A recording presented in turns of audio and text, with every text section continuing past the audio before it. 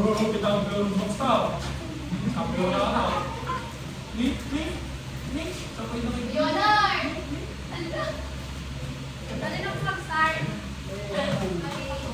Hello and good morning everyone. Today we will be discussing about the Ernest Rutherford atomic theory. Mag-notes po kayo kasi yung Christopher identification. This will be our agenda today. First, the life of Rutherford, his contribution, his scientific evidence about the nuclear theory. Tapos mo, if you want to just mag-up sa pa rin ba today, and the conclusion.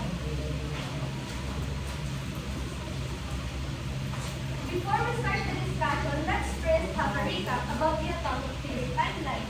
So, last Monday, diniscuss ko ng Adeline about kay John Dalton, diba?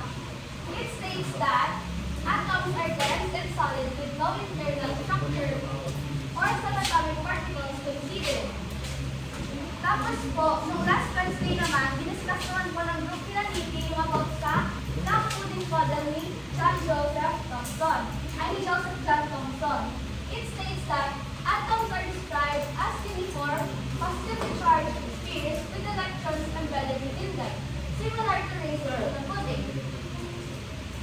Now, let's move on to the atomic theory of Ernest Rutherford. But first, sino nga ba si Ernest Rutherford? Ernest Rutherford was the father of nuclear physics. He is also one of the most important scientists in the development of atomic theory. His full name was Ernest Rutherford, first Baron Rutherford of Nelson. Yung full name niya, Ernest Rutherford, first Baron Rutherford of Nelson.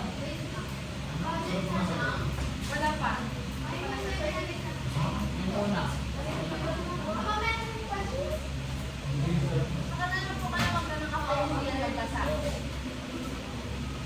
His father was James Rutherford, a farmer and mechanic. Yung mama niya si Martha Thomson, isa siyang school teacher. Namatay si Rutherford noong October 19, 1937 sa Cambridge, England. Age of 66. 66 siya nung namatay siya. The cause of his death was complications after a hernia surgery. Sadly, even after medical treatment, he passed away. Siya ang unang nag-propose ng model ng atom na may central massive nucleus. Naipaliwanag niya ang paggalaw ng alpha particles gamit ang gold foil experiment. Nandiyo na. Siya rin ang naglatag ng foundation para maintindihan ang atomic structure at radioactivity. Siya yung naglatag ng foundation para maintindihan atomic structure at radioactivity. Ito naman ang iba pang info about him na hindi nailagay sa PowerPoint. Siya ang nakadiscover ng proton noong 1970. Na-discover na yung proton po noong 1917. Tapos, nanalo siya ng Nobel Prize in Chemistry noong 1908. Pero, interestingly, para ito sa pag-aaral niya sa radioactivity, hindi pa sa atomic structure. 1908.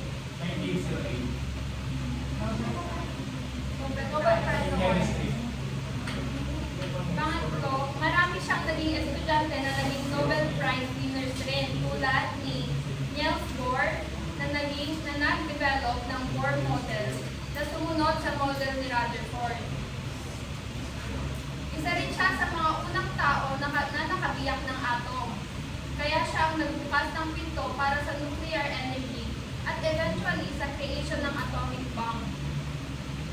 To summarize it all, si Ernest Rutherford ay isang physicist na nagbago sa kung paano natin naiintindihan ang atom. Dati, iniisip ng mga tao na ang atom ay parang bola na puno ng positive charge at may nakakalat na electrons. Pero dahil sa gold foil experiment niya, napagtanto niyang may matigas at positive na nucleus sa gitna ng atom. Siya rin ang nakadiskubre ng proton Thomson at nagbigay daan sa mas malalim na pag-aaral ng radioactivity at nuclear energy. Kaya tinatawag siya ngayon na ama ng nuclear physics. Ama ng nuclear physics or father of nuclear physics. Restaurants. Hindi ba sila kapasok? Ano yan?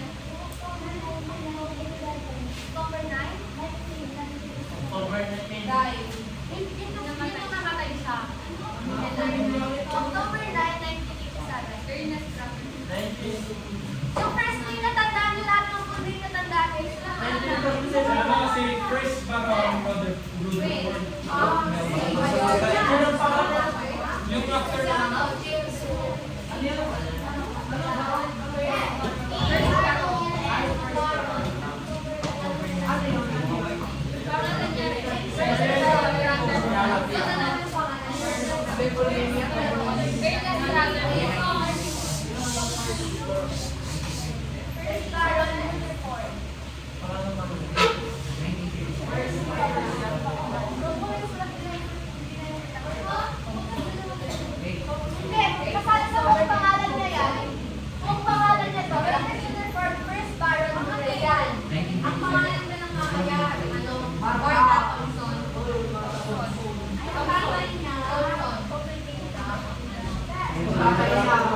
Isa lang guys. isa lang Isa lang.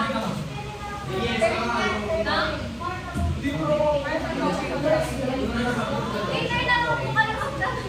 Hindi lang po importante yung pangalan ng parents niya. October 1970.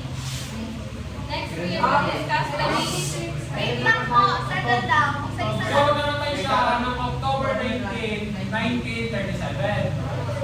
Nabuhay siya noong August 30, 1871. Ang full name niya, Ernest Rutherford, First Baron Rutherford of Nelson. Okay na? After na lang po kayo ng discussion namin magtanong lahat about clarifications.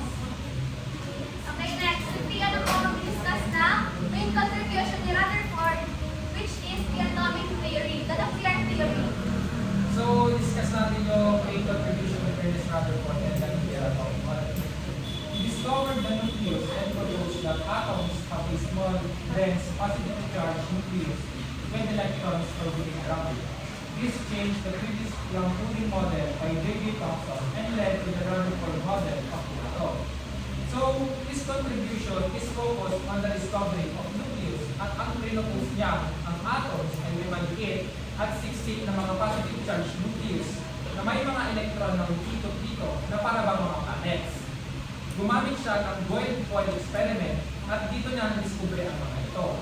Dati kasi, ang theory about atom before Rutherford ay ang atom ay parang bola na positive charge na may nakakalat na electron. While sa theory ni Rutherford, ang atom ay may maliit na nucleus sa gitna at ang electron ay umikot sa paligid nito. Dito din sa theory ni Rutherford, natuklasan na ang atom ay hindi solid kasi may vacantic space ito sa loob. Yung Boyle-Foyle experiment niya, yun yung nagpapunay na may vacantic space sa loob ng atom. So in conclusion, si Rutherford ay may malaking contribution sa science dahil sa kanyang theory na nagpabago sa theory of atom ni J.J. Thomson. Sa kanyang theory din ay tumatak din ang kanyang experiment na Boyle-Foyle experiment. Boyle-Foyle experiment. Yung hermetic. Boyle.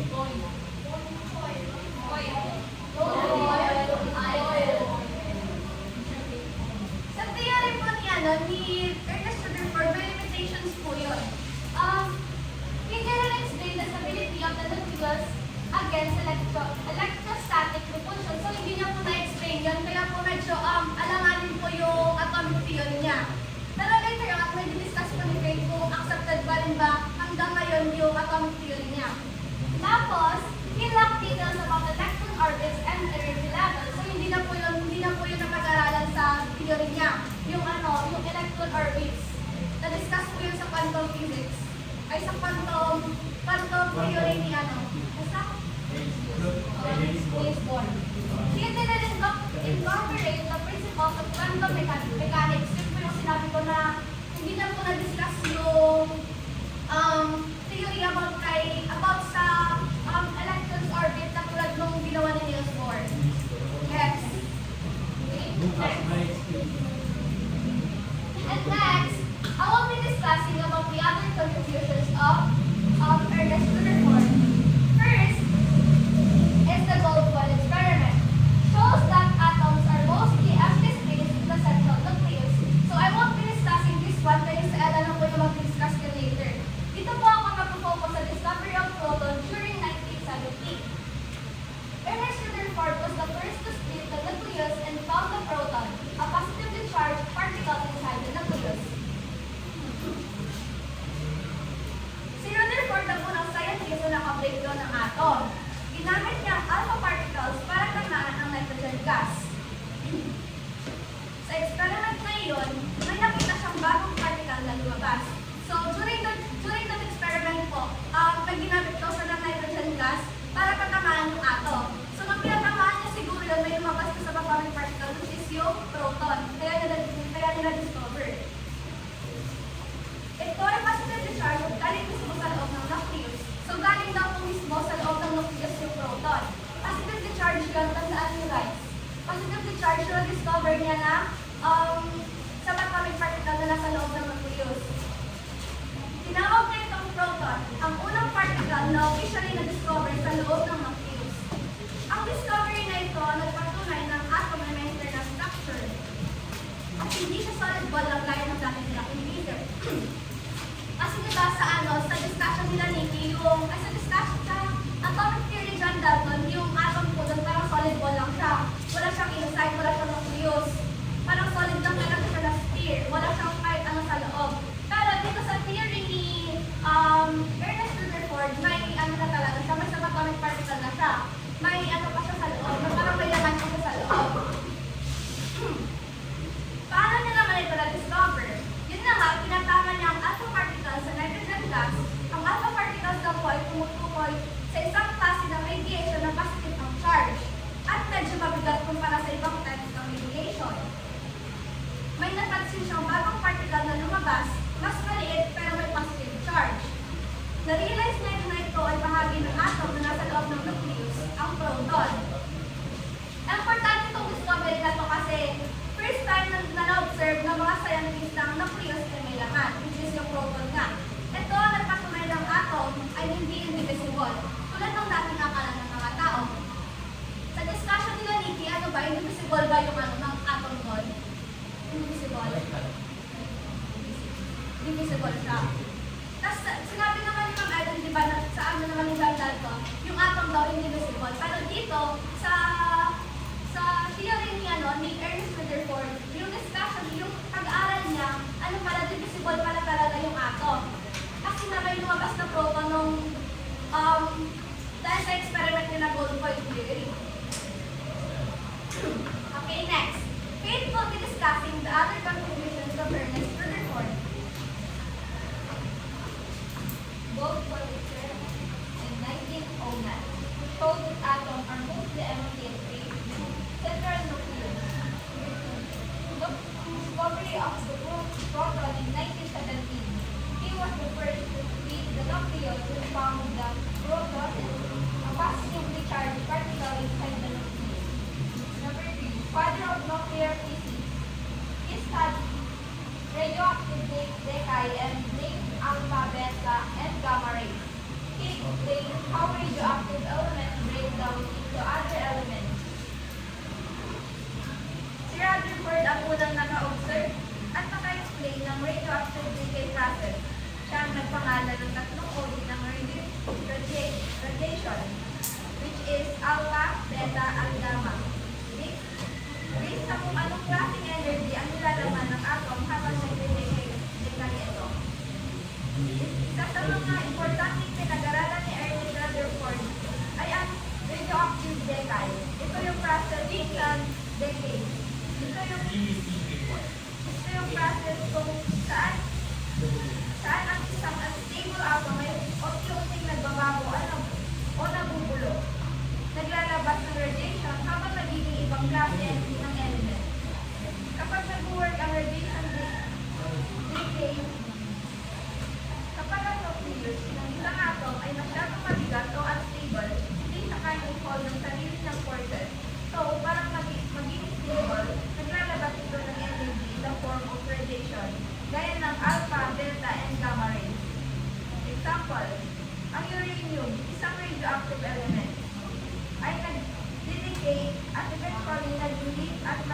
stable habang nagbabago siya. Naglalabas siya ng alpha particles kaya radiation active siya. Bakit ito importante?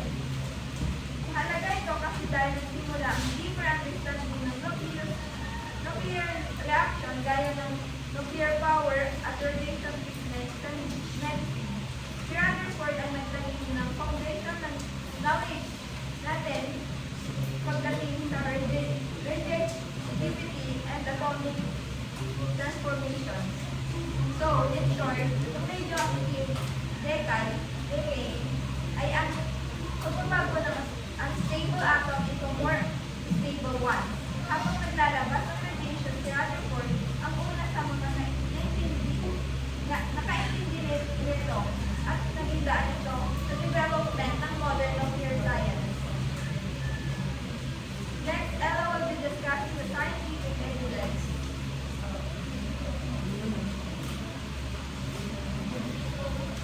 Ernest Rutherford's scientific contribution are supported by evidence from his groundbreaking experiments, particularly the Boneswell experiment.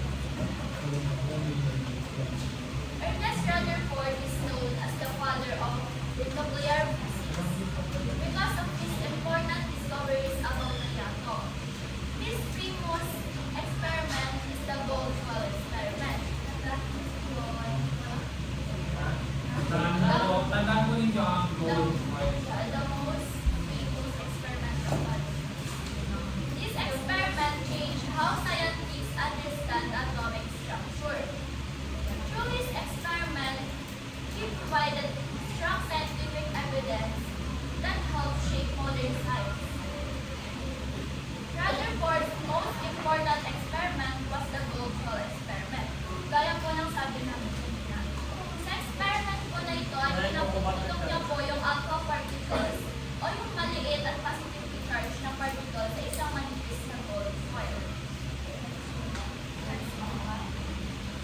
At first, he expected na lahat ng particles ay dadaan lang diretso sa foil. Pero nagkakamali siya. Most of the particles pass through the foil with no problem naman. Pero ang few particles ay nag-bounce back or nag-change ng direction. Dito niya napagtanto na ang atom ay hindi solid kasi may mga dislocation sa loob.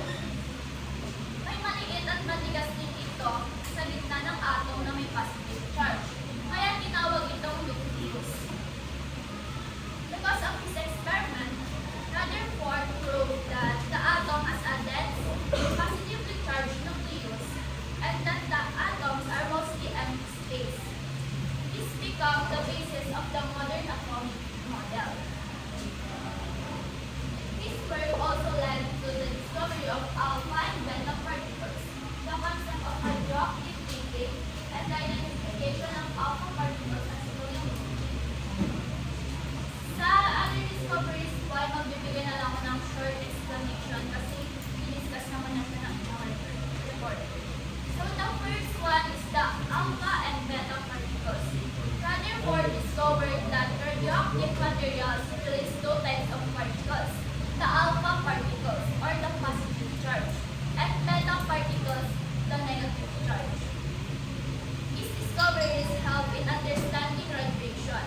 Kung natanong niyo po bakit positive ang alpha and negative naman ang beta, dahil ang alpha particles ay may positive charge because they are made of two protons and two neutrons, just like the nucleus as a helium atom. On the other hand, beta particles have a negative charge because they are physically electrons, which are negatively charged. The second one is the radioactive decay.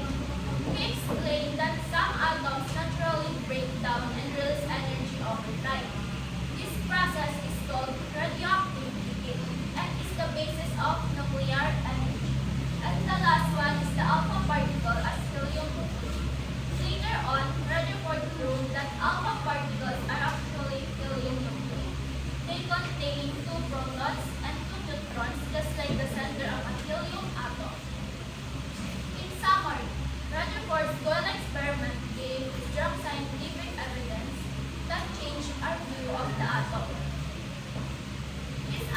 discoveries also help scientists understand the radioactivity, particles, and atomic energy.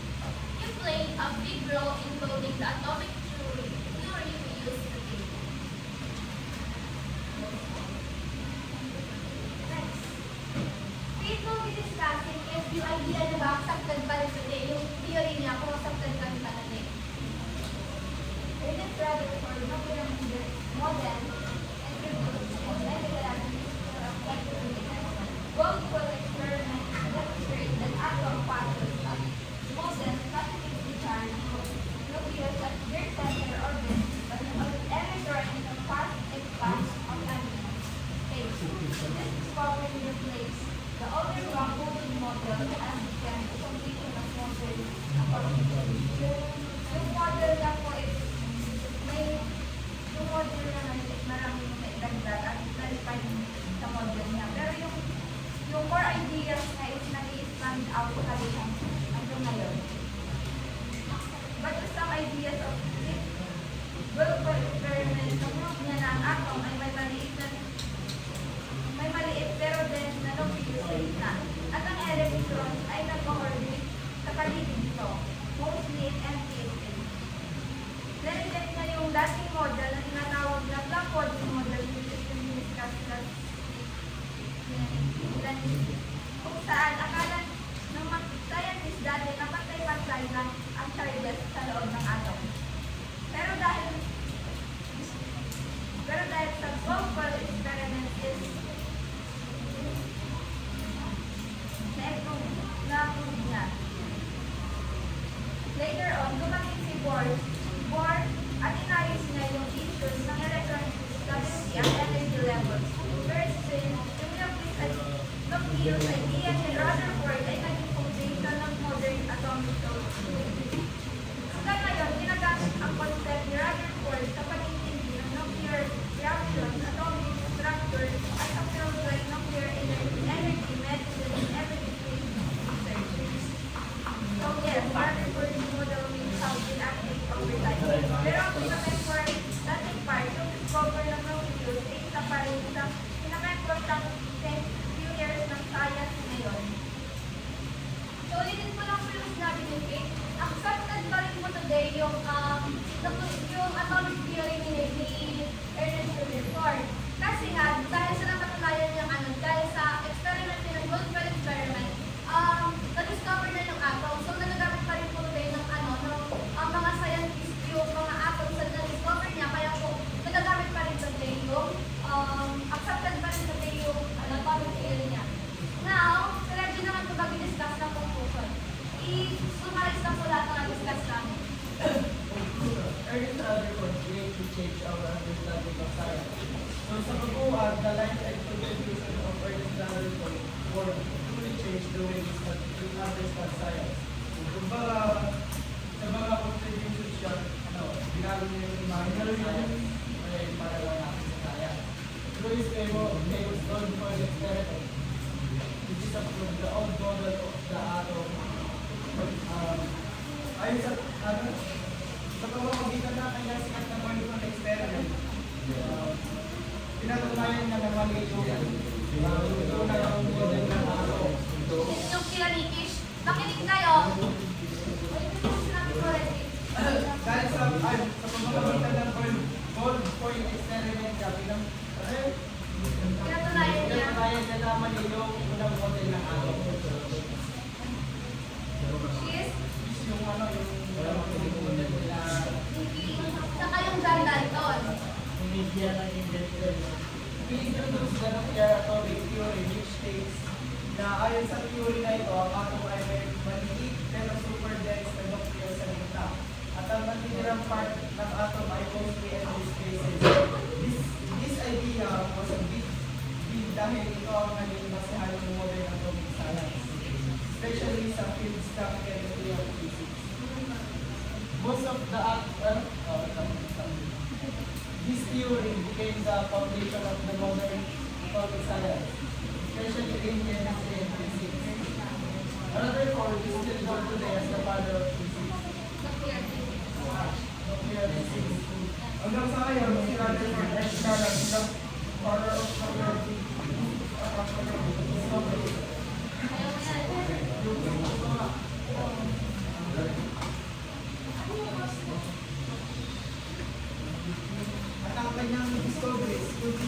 inspire scientists. His discoveries continue to inspire scientists and people to be curious, ask questions, and inspire those who at tayo rin na maging curious, magtanong at pagbasin pa ang history ng mundo sa patulitan. That's the end of our discussion na po. Open na po kami sa questions. Ano yung content nyo daw? Then niya complications after hernia surgery. Basta medical treatment na lang. Ala, cause of that, basta isipin nyo na namatay siya at the age of 66 years old. Ano yan? Ha? Pinanganak siya? Ernest Rutherford po ay pinanganak noong August 30, 1871. Mas Raven, ano yan Raven? Ano yung radioactivity? Zero? Oo. Ano? 30, August 30. Decay.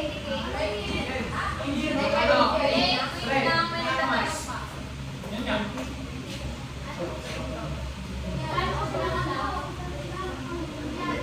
Guys, ano yun? Ang ano, right after New Zealand. Isang process para ma-stable yung atom. Gets mo ba, di ba kasi sa radioactive decay ano siya? Like, unstable yung isang element or isang atom. So, ito contact na yun para maging stable yung ano. Kasi di ba yung mga atoms nagdidecay yata siya, nagbabago siya, para mag-gold na. So, gagamitin niya yung radioactive decay na process natin para mag-change. Para baguhin niya yung ano. Para po sa mga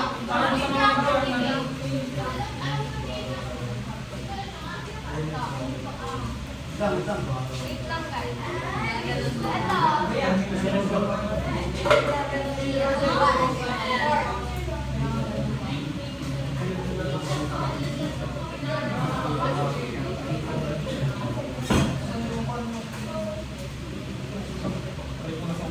Okay, ano pa yung mga questions niyo? Regardless of the radioactive decay, ilan ang mga state knowledge na kayo kayo?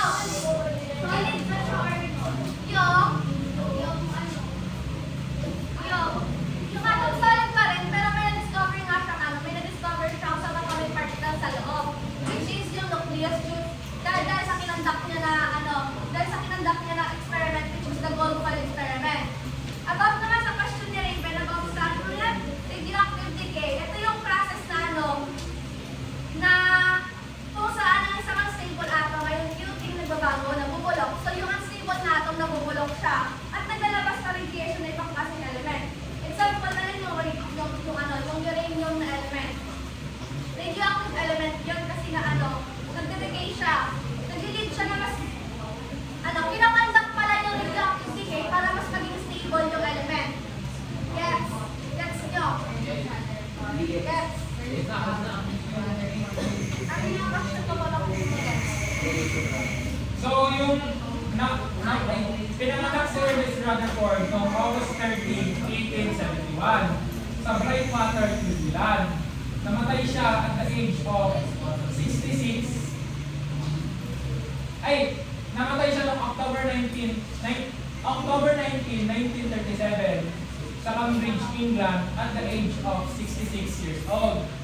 Okay na po. 1911. Tandaan niyo yun. Alam niyo ba yung introduce yung yung 1911. kailan na-discover yung proton? 1988. Ayaw ang full name niya, Ernest Edison. Ang pala na kami wait lang.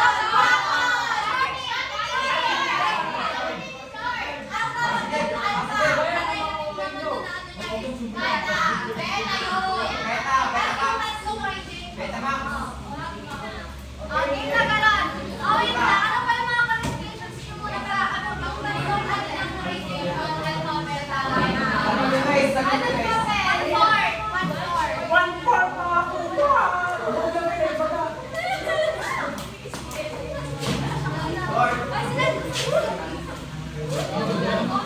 ba sa lahat? Ano ba sa lahat? Ako sa isang na. 1, 2, 3, 4, 5. Wala na na. Okay, number 1. Ready ka? Settle down.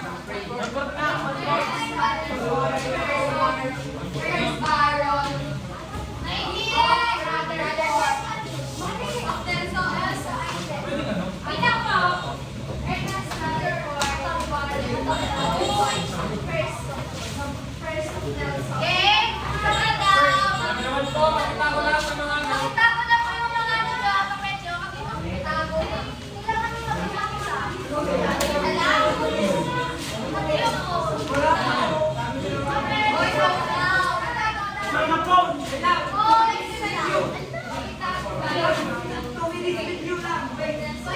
Everyone out!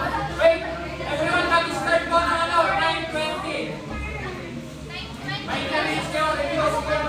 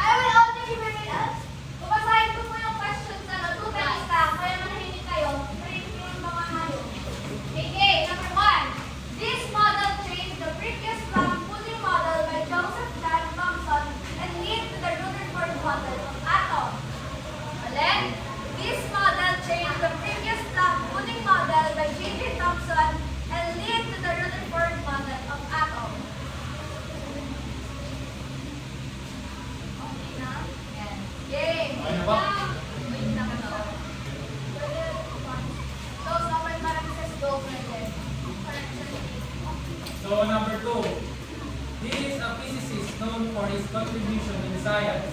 Write his full name. He is a physicist known for his contribution in science. Write his full name.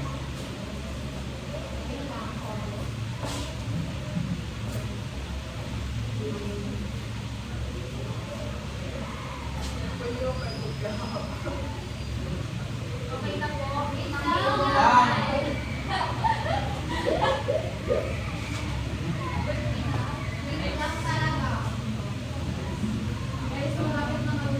Okay, 3 na. Okay, number 3. This experiment shows that atoms are most in empty space with a central nucleus.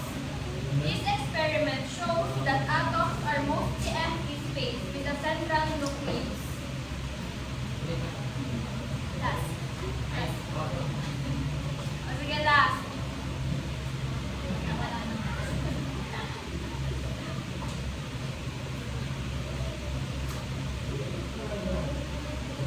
Number 4. Yes. Number 4. Number 4. When did Ernest Rutherford discover the proton? When did Ernest Rutherford discover the proton? Kailan niya na-discover yung proton? Year. Sunod na sa phone, anong year niya na-discover yung proton? Ay, nandun na kayo. Okay. Number 5 na? Number 5. Number 5. When did Ernest Rutherford introduce the nuclear model? Anong year niya introduce yung nuclear model? Number 5. Sabihin mo, Okay. Number 6 na? so yung number 6 to 10 po is multiple choice. Makinig kayo ulit. I will only be reading the questions twice. Wala kayong punta ulit. Okay, number 6. What is the charge of nucleus according to Rutherford's model? Number 6. What is the charge of the nucleus according to Rutherford's model? A. Neutral. B. Negative. C. Positive. D. It has no charge.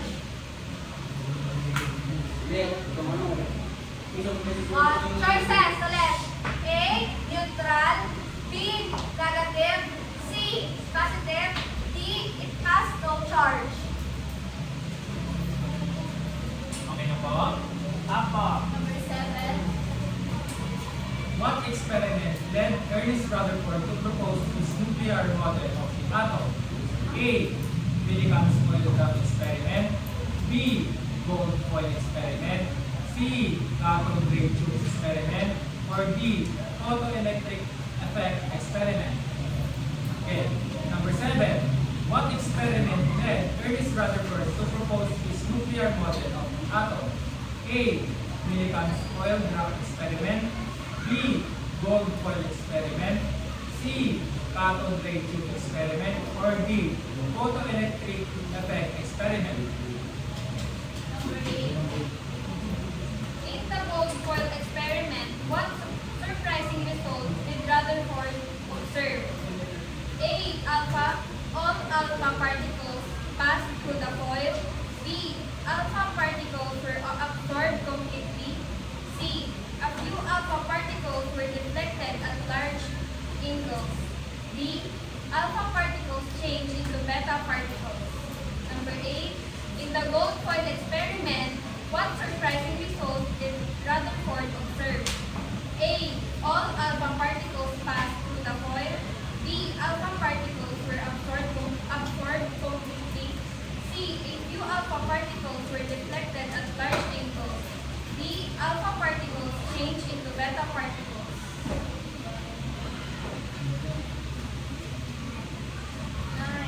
Number 9. What did Rutherford model fail to explain? A. The mass of the atom.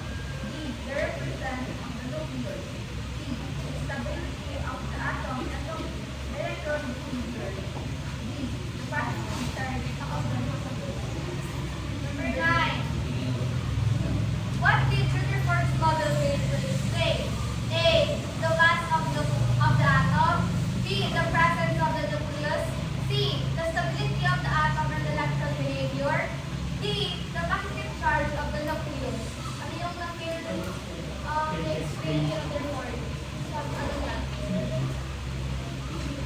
Number 10 na. Last. Number 10.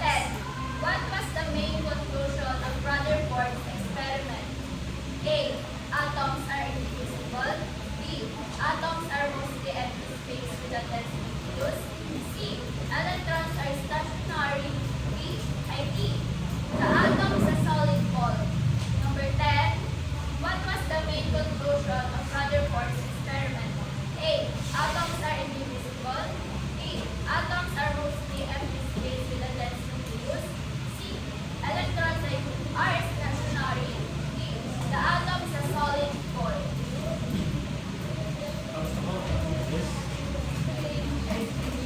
Exchange papers. Ano lang hero pag ganito? Kulang mo meron kasi pasok ko sila. Ay, ikaw na lang kasi yung kulang mo. Kasi pasok ko. Huwag mo na yun, Ray. Tara ka na, dito. Alam niyo na. Oo, dali.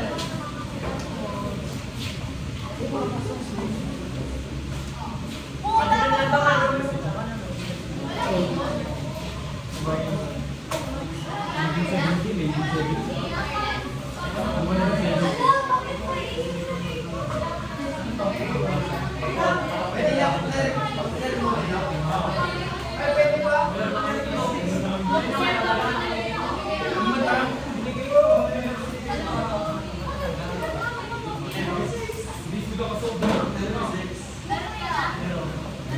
Sa number 1, pwede po ang nuclear atomic model nuclear Ito. model. Okay, stop na. Boy, pwede lang hindi na oh, walang off Nelson. Ano lang walang off Nelson? Okay.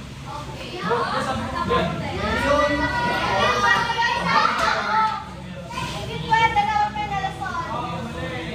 Everyone po, yung number 1 po, pwede kong nuclear atomic model or pwede nuclear model lang. Oy, tama ka dyan. Laban lang. Oy, experimental model. Ay, boy, pwede ka na. Ano, makilala mo na lang. Oh, pwede daw magkain. Yo! Nuclear model lang. Pwede yan.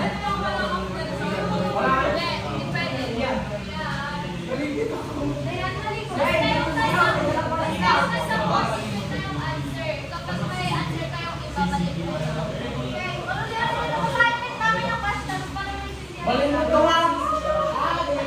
Ikaw, magtag. Okay, number 1, basahin ulit namin. This model changed the previous coding model of J.P. Thompson and laid the discovery of Ano yan? Yung parenthesis mo, is ba yun or hindi? Parenthesis mo. Tapos na kayo mag-check. Sa ano na lang? Mag-questions pa ba kayo sa report namin? Okay. Ano yan? Ano pa kaya yung Number 8. Basahin ko. Number 8. In the gold coin experiment, one surprise result that you never discovered. And I discovered and observed. Sa gold coin experiment daw, ano daw yung na-observe ni Rutherford? Yung sagot doon is that the receivage is a few alpha particles were deflected at large angles. Discuss kanina yun ni Ella. Na hindi tumagos yung, ano na yan? Ay, tumagos yung mga Ayun, totoo. yeah, yung iba, yung tumatagos or dumadaan diretso sa coin. Tapos meron namang iba na babawis na or change ng ano letter A? Sa number 8? All of the particles pass through the coin. Oh, pero hindi din sila discuss lahat. Pwede pa ulit. Number 9. What did Rutherford's model fail to explain? Oh my God! Number 9. What did Rutherford's model fail to explain? Yung sagot doon yung C. The stability of the atom and electron behavior. Kanina di ba sinabi ko na ano? Na hindi na ano ni Rutherford, hindi na na-explain yung mga electron orbits doon. Kasi explain yun sa ano ni Niels Bohr. Explain ni Niels Bohr. Sa quantum theory sa Rutherford. So explain nila yun. Ano pa? Number Siska. Ano yun? May nalagay ka sa naman, Jay.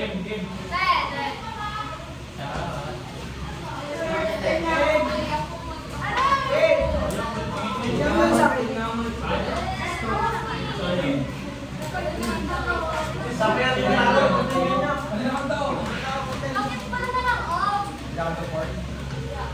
Mali. Nuclear model lang. Walang consider.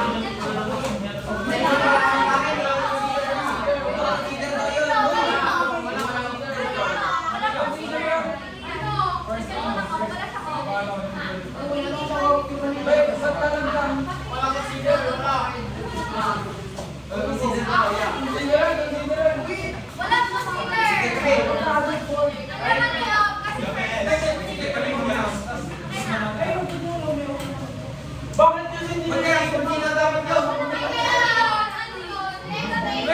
Wait. Mamaya, kunin na lang pala ang atas kayo mag-check.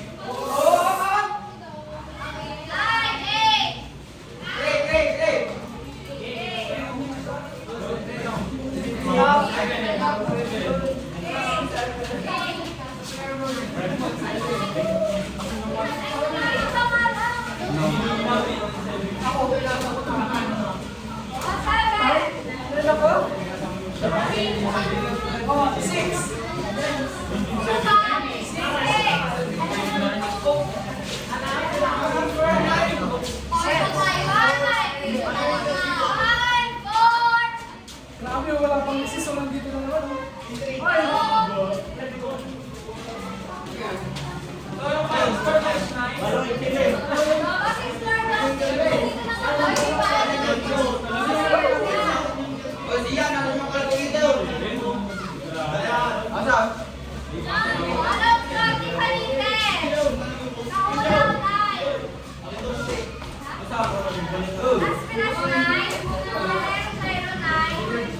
Dapat